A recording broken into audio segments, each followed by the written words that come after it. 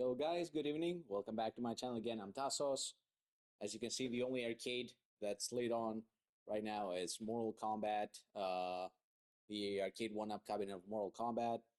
Uh, as you can already tell by the title, I just came back from watching Mortal Kombat 2, the movie, and well, let's let's get down to business. Well, this one was definitely worth watching. It was definitely worth a watch. The last one, I'm sad to say that there's like big chunks of it that are forgettable.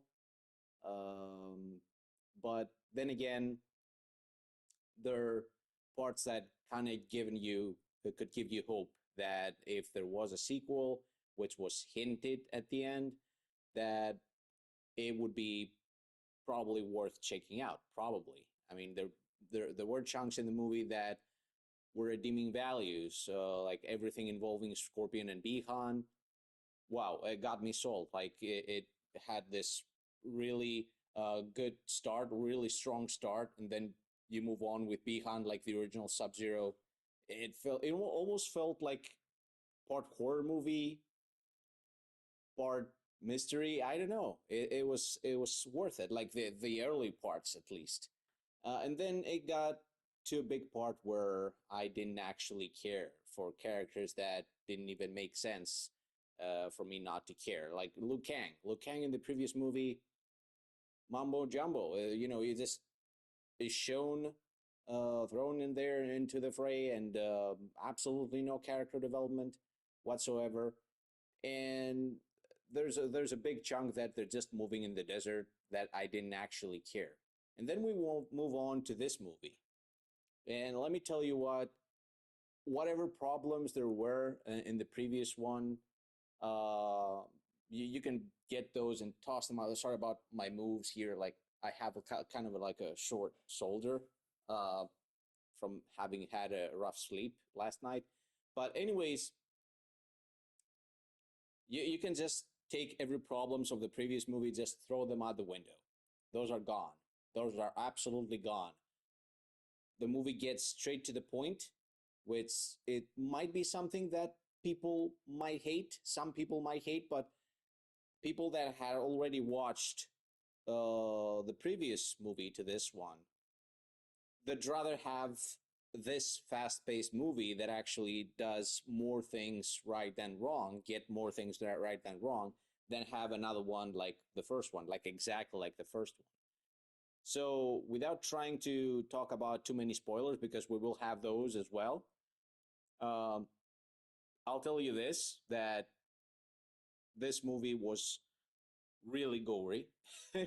It was gorier than the previous one, and it actually made took some ballsy decisions. I'll tell you that. And Carl Urban is a really good Johnny Cage. Now, there were some people that kind of doubted if Carl Urban was the right man to cast, for this role. And dude, why not? Like seriously, even the problem that people were talking about before this movie even became a thing, where when we heard about them casting Carl Urban, like their main issue was like his age, like he's old, like come on, it's like he was the perfect guy, even his age, as far as I go, because everyone takes for granted that Johnny Cage is this youthful character. Well, I don't remember his exact age, but I think in the first Mortal Kombat he's supposed to be above 30. He's not some 20, 25-year old. He's already like close to being a middle-aged man. Like I don't remember the exact age, but he's above 30, already married and divorced. Like so, people that do like source material taken into account when having movies like that, there you go. You can open up like the first manual. I picked like the wrong copy. Like this is not the first Mortal Kombat, obviously, because we're talking about Mortal Kombat 2. Um, that says his exact age, and his exact age is above 30. I don't remember. Like I don't want to say like probably says something in between 32 to 34, but he's already like married and divorced, and his real name is John Carlton actually, which doesn't even sound as cool as Johnny Cage. So yeah, whatever. Carl Urban is a really good Johnny Cage. I wouldn't try to drag it more and say things because I feel like excited after watching this, obviously. Um, we have returning faces. We have more exploration of the actual lore of Mortal Kombat, and I'm glad to say that they didn't really change much. There are some subtle changes here and there that you might recognize if you played like the second game. It's not the exact things that take part, like all of them that take part in this specific game, but yeah, like even those small liberties that were taken don't really take much away from this being the actual Mortal Kombat 2. So the plot is what you would expect, I guess. Yeah, and I like the vibe and the setting of the movie. It feels like taking settings and stages and colors. I don't even know how else to say it.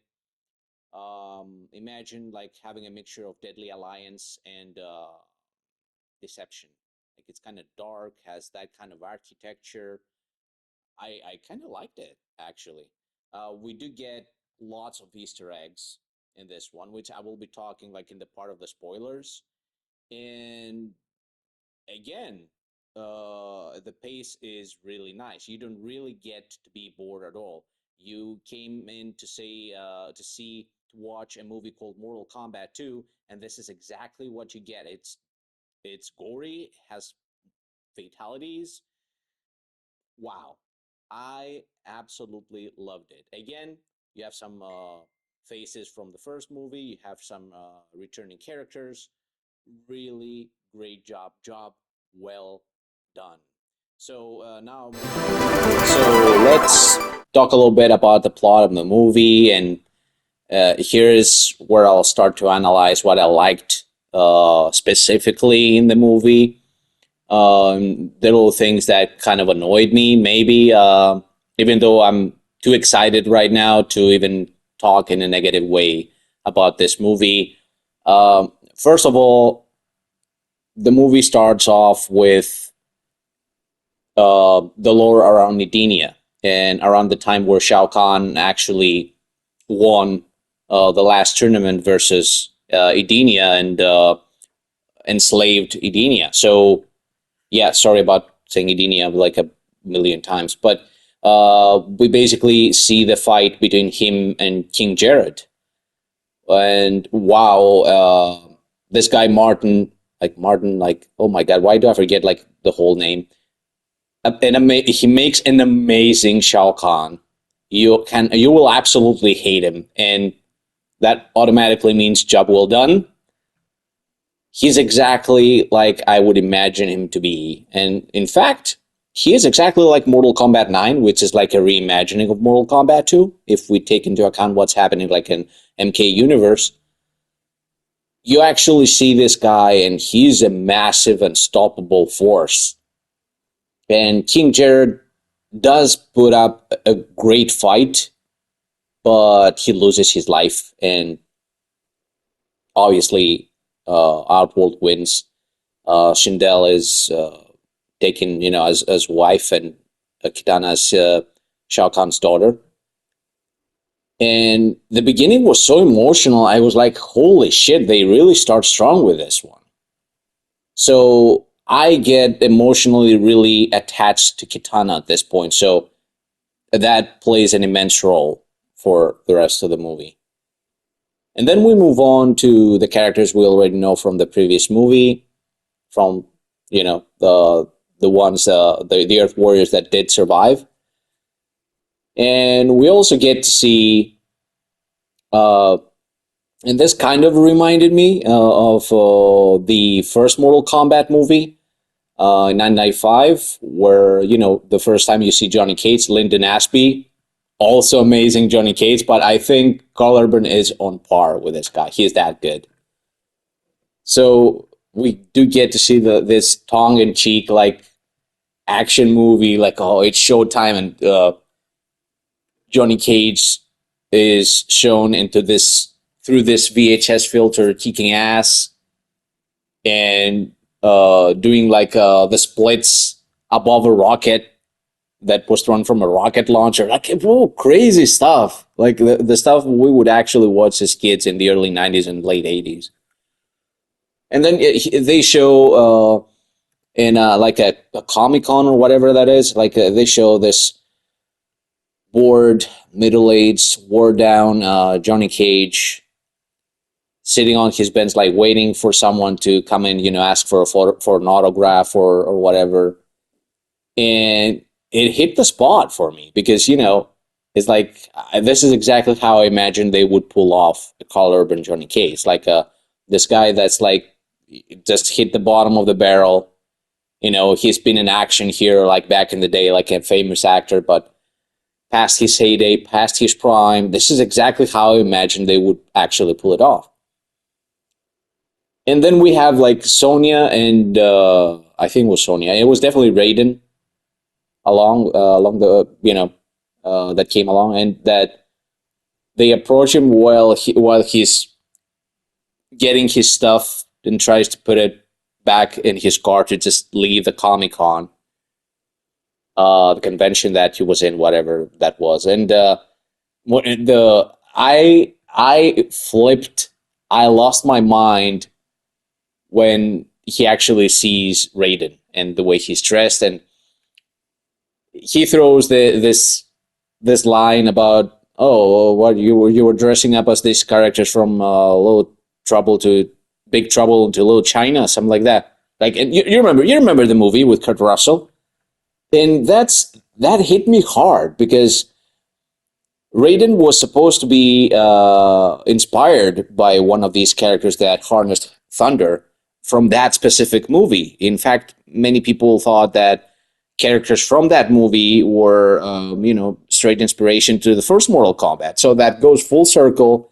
And me being the middle-aged man I am, like watching Johnny Cage talking shit and saying that line, like I lost my mind. The humor, the whatever humor there is there, it's not like they don't try to make this a comedy, but whatever humor is there, it's like spot on. For me, at least, it was spot on. So they tried to convince him to follow. Raiden pulls off his light work, like with shoots lightning through his fingers, and like Johnny Cage is like, oh, what the? Follows them into Raiden's Sky Temple. And this is the part where I actually felt for Johnny Cage more than ever. And I was like, about every other character in the room, I think only Jax doesn't speak that much shit. Like maybe he doesn't take it like, but it's like almost as if, especially Cole Young, is like as if they're attacking him verbally, like for almost, they don't really curse at him or anything like that, but Johnny Cage actually brings up a really valid point. Like Raiden and Sonya bring him in, and the first thing he sees is Liu Kang fighting Cole Young using their full powers, and Jax with his robotic freaking arms. And it's like, then they just announce him that this is Mortal Kombat. We're gonna fight to save Earthrealm. And Johnny Cage is like, what the fuck are you talking about? Like these guys, like this guy throws fireballs through his fingers. Oh, shut up, Scorpion. This is actually your, it's very relatable. So yeah, but Johnny Cage is like, what the frick are you talking about? Like this guy shoots lightning from his fingers. That guy shoots fireballs. This other guy has like an armor that makes him stronger and shit. I have nothing. And you're basically telling me that we're entering like a fight that, fights to the death tournament? What kind of bullshit is that? Of course I don't want to enter. And Cole Young especially starts off like talking smack about how I left my daughter and my woman behind and this and that. Dude, you had to go through extensive training, and you were actually, if I recall correctly, you were the last guy to actually get a fucking power. The last freaking guy. So why are you supposed to be telling me right now? Why are you talking smack to Johnny Cage like that? Like, at this point, I'm freaking pissed. I think, Liu Kang is kind of, right in the middle, but still, I think like his stance is like, oh, come on, you should feel for this guy more. Like, you know exactly what he's standing at this point. It's like a reserve for Kung Lao that died. And so Johnny Cage just decides to just, flee, go back. And this is the part I found hilarious, among other things in the movie. There's like actually another chunk of the movie that I think was hilarious, and I'll explain. We'll get to that. We see Johnny Cage in a bar drinking down some whiskey or whatever that is, and even a fan like recognizes him, and Johnny Cage actually has already like been having a bad day and goes off at him. And then he goes like, Ed, just give me another shot. And the barman is like, oh, you seem to be a little down today. And I'm like, what the fuck? I just see the angle of the face of the barman. I'm like, what the fuck? Like, Ed, just fill me up. Give me another round. And the bartender is freaking Ed Boon. Wow, I lost my mind. And by the time Ed Boon, fills up a new booze, a new, glass for Johnny. Johnny Cage just disappears because it's his turn to fight in the tournament. So either he likes it or either not. I don't really know why they let him go from the Sky Temple, since he was going to fight anyways. And thankfully, his first fight is freaking Kitana that hates Shao Kahn's guts. So he kicks Johnny's ass. She kicks Johnny's ass, but she doesn't kill him. And that's all nice and good. Sonya fights Sindel in a fight that I thought it was a little bit too claustrophobic, actually. I didn't know what to think about it, but it was gory as shit and really intense. Yeah, I'll give it that. But I think instead of just fighting in such a closed up area, even though they possibly tried to emulate like the bottom of the pit, I think they could have done something different with that one. Sindel is already shown like to be a revenant at that point, so she's already dead and brought back to life by Quan Chi. Quan Chi is in this movie. Holy shit. And he looks creepy as fuck. So we see that fight. Sonya absolutely obliterates Sindel. Sonya is actually shown to be really helpful, really strong, and she really knows what she's doing. Superb guts. I think she's a really good Sonya. Sorry for getting the name of the actress. Sonya wins. Johnny Cage loses, but he doesn't lose his life, so it's all good. And then we have the second set of fights, which is actually very emotional. And this is what I think they've done, and they absolutely nailed in this movie that the first one was lacking. And that was like character development, but in a weird, not weird at all, but in a non-conventional way, at least for me. So what happens basically is that Quan Chi has been bringing some characters back to life, and he's enslaving them under Shao Kahn. I think that's what he's doing. So he's bringing back two fighters. One of them is Kano. And that was a grade A move, because you know what? I freaking loved Kano in the first movie. I think it was one of the redeeming factors on that movie. And he's also just as good, or even if not even better, in this one. And Quan Chi actually brings him back, and he doesn't enslave him, in the favor of Shao Kahn, because in his words, he barely even has a soul, and he's not even worth it. He's not worth the time. But that would be their own undoing. So Kano is being brought back, and Kung Lao, but in the favor of the bad guys. And Sang Sung, which, oh my god, I think this guy makes a perfect Sang Sung, by the way. Like, he's disgusting. He's like a freaking snake. I don't even know how else to say it.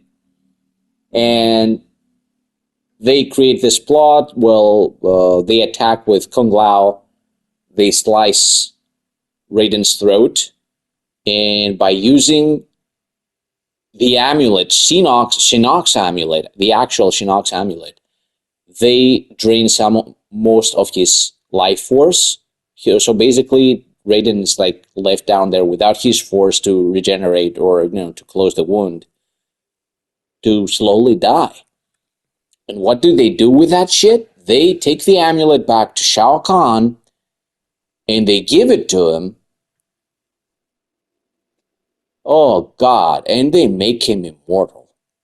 And this is where everything starts going down the drain for the good guys for a bit. Um, Raiden is barely alive.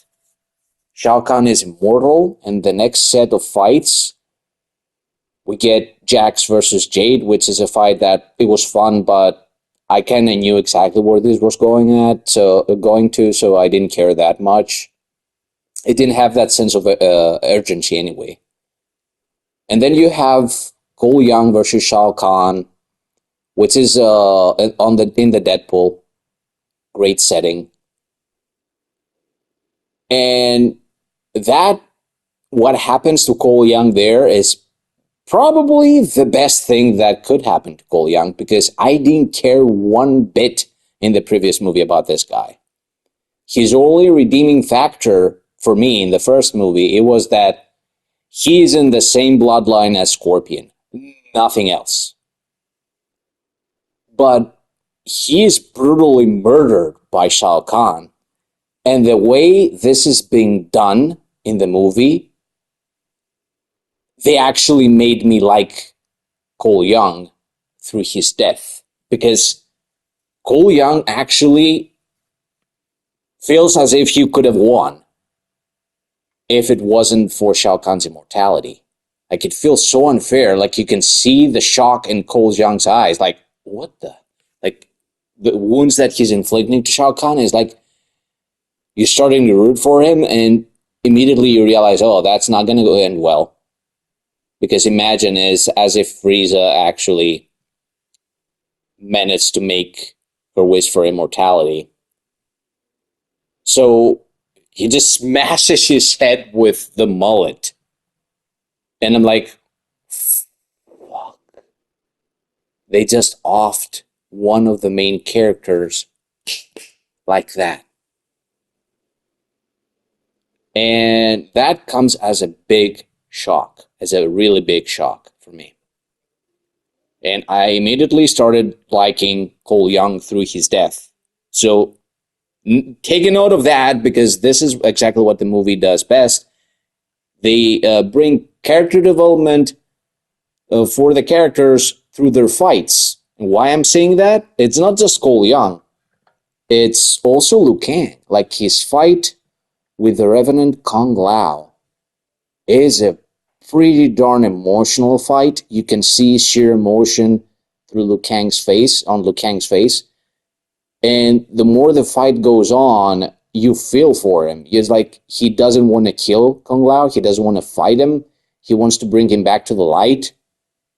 And he's forced to kill him. And even the way that he does it, it's as if he tries also to take a hit for his fallen brother. I can't even describe the scene. It was a really powerful scene for me. And it really brought up Liu Kang's character in my eyes, like, more than a couple of notches. Way more than that. Liu Kang, again, is the badass character that he's supposed to be in this movie. After this fight, you're rooting for Liu Kang. He's badass. And you want to see him succeed. Like, wow. So,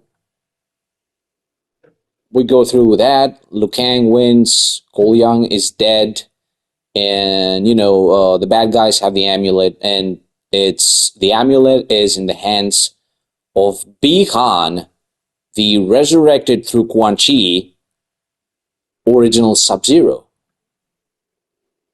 So the good guys' last chance is, the group of people that are left, like Liu Kang, Jax, Sonya, and Johnny Cage. They have to traverse through Outworld through this underground caverns, like caves. Like there's this underground secret passage that only Tarkatans know. And oh my god, this is where we actually see the tribe of Baraka and Baraka himself.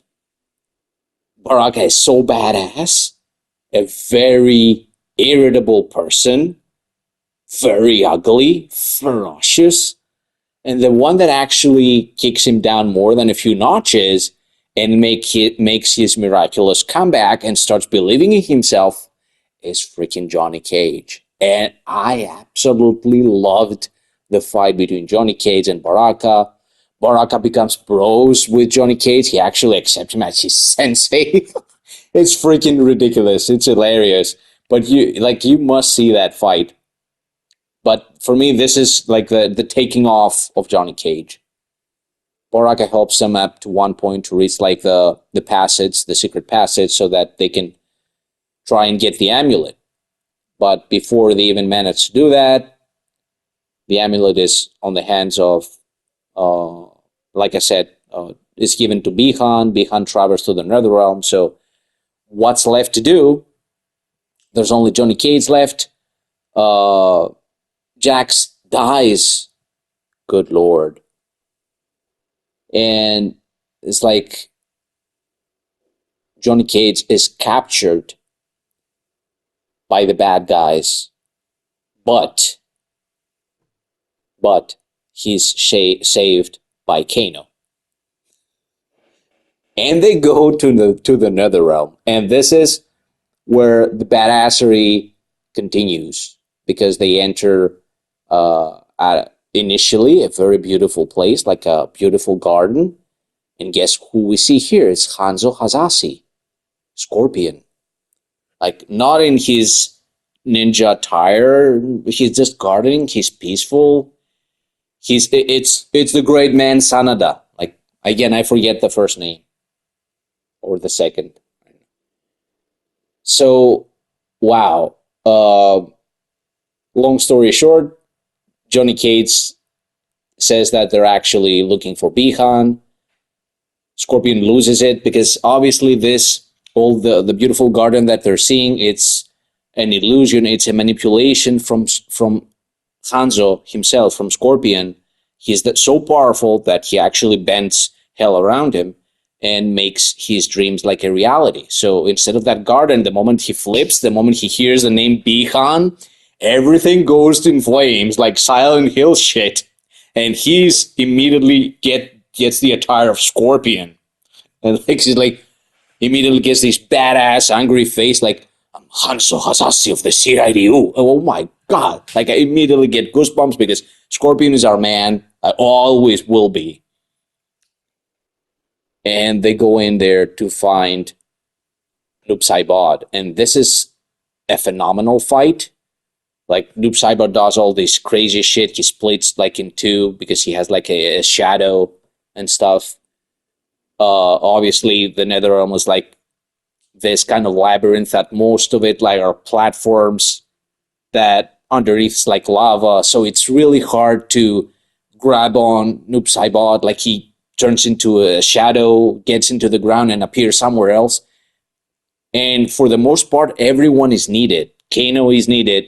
Johnny Cage is needed. And initially, the only one who does put up a really decent fight and knows exactly what he's doing, which is actually expected, is Scorpion. Scorpion has no issue even dealing with both Noob Saibot, both him and his shadow, but they have a specific purpose there to actually get the amulet.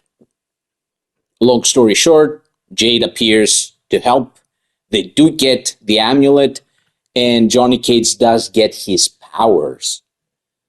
And that is very important because at the moment they destroy the amulet, at the same point in Outworld, there is the final fight. And the final fight, and this is what I was really hyped about, is not Shao Kahn versus Liu Kang, is not versus Sonya, of course, uh, but it is versus Kitana. It's like the perfect build-up because the first thing you see is the death of King Jared. Liu Kang dies a very badass death, to be honest, if you can even call that death. I don't know how else to describe it. To an immortal Shao Kahn. And Johnny Cage, with the company, they break the amulet. So Shao Kahn is immortal no more. And Kitana proceeds to beat the absolutely living daylights out of him. And it feels so satisfying when she actually finishes him off and the good guys win. That's like a recap with full spoilers, like the little things that I didn't like. It's like maybe I didn't care that much about the fight with Sonya versus Sindel. I think the setting was kind of weird, kind of claustrophobic, kind of too claustrophobic. I didn't care too much about that. But most of the fights were really interesting, especially the fight of Kang Lao versus Liu Kang. So emotional. Of course, the fight in the Netherrealm where they try to take down Noob Saibot. We do get the true get over here, which is Ed Boon himself. Wow. What a movie. Did I like it? I loved it. How good was it? It was at least 5 times better than the previous one. The previous one was again kind of uneven. It had some redeeming values. I think they took that and they took the redeeming values and upped it up more than a notch. I absolutely loved Kano returning into this one. Like every line he says, I want to laugh, and like it's not even his lines. It's like his whole presence. He's funny, funny in a really how do I say it? He's weird, he's snob, he's confident, he's slimy. Oh, it's all of those. I don't even know how else to say it. He's great. Kano is awesome. I didn't even know I would like Kano all that much. He was also really good in the first one, but in this one, he cracked me up again. And of course, like, again, the movie gets so many things right.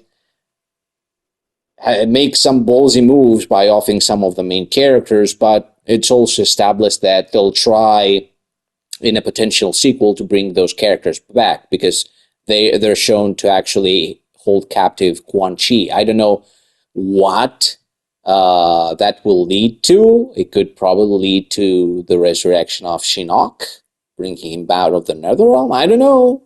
I mean, how else can you get like a sequel? Also, a Deadly Alliance has been hinted. You can see both Shang Tsung and Quan Chi in some frames there in the movie. So I don't know. This has so much potential. The movie was great. I absolutely hated Shao Kahn. I absolutely loved Kitana, and she was actually worth the W. She was actually the one that I was vouching for to be the one that kicked Shao Kahn's ass. And yeah, because the movie starts that way. It's a very specific way that the movie starts. Anyway, 100% totally worth it. So I'll close up with my final thoughts. I know it was kind of late to the party. Going into the movies was really nice and kind of sad at the same time, kind of melancholic because uh, the cinema where I went in, I reside in a small town really, but I didn't expect to be that empty. It's like me and two other people. So it kind of felt weird in the beginning, but I got immersed into the movie so freaking fast that I didn't actually care after a couple of moments. And to be honest, the movie was too good for me to hate the idea of being in an empty cinema. I've been in full cinemas before that we had too many annoying kids around talking too much bullshit, and I would actually prefer this setting where I was right now, other than having annoying kids around me. I don't know. It might just be me. It was absolutely worth it. I don't know in which cinemas it's still on. Of course, I'll place the timing for the spoilers, where the spoilers start, so that people know and not watch it. I absolutely loved it. Is it like the best video game movie ever made, like in terms of live adaptation? Probably, yeah. Probably, yeah. It's probably this one is probably better than the first one. Was the first one was really good. The first one was the template. Um, I mean, the one from '95. Okay, let's make ourselves clear. It was the template for quite a while of how you make a live adaptation of a video game into a movie, and they even had a, I think, a PG-13 rating, and it was still good. So hell yeah, that was super nice. I absolutely loved it. Like, yeah, it had characters that really stood out for me. I freaking loved Kitana. I loved Kano. The movie redeemed Liu Kang in my eyes because he felt almost non-interesting in the first one. Yeah, come on. Scorpion comes back. Johnny Cage is freaking awesome. It's exactly what I was expecting. I loved this movie. Like, maybe just maybe I don't know about Raiden. Actually, I don't know how to feel about Raiden. He's just there, I guess. But yeah, guys, thanks for watching. Have a good one. Again, if you get the chance, if there's still like a cinema, like having it on still, like, go ahead and watch it. If you like Mortal Kombat, you'll be surprised to see that this is not a bad movie. I don't know what people have been talking about all this time, because I've also heard like negative things. I only saw mostly like 95%, like, is good. It's good. It's more, I'll just say good because I'm super excited right now. So again, thanks for watching. Have a good one.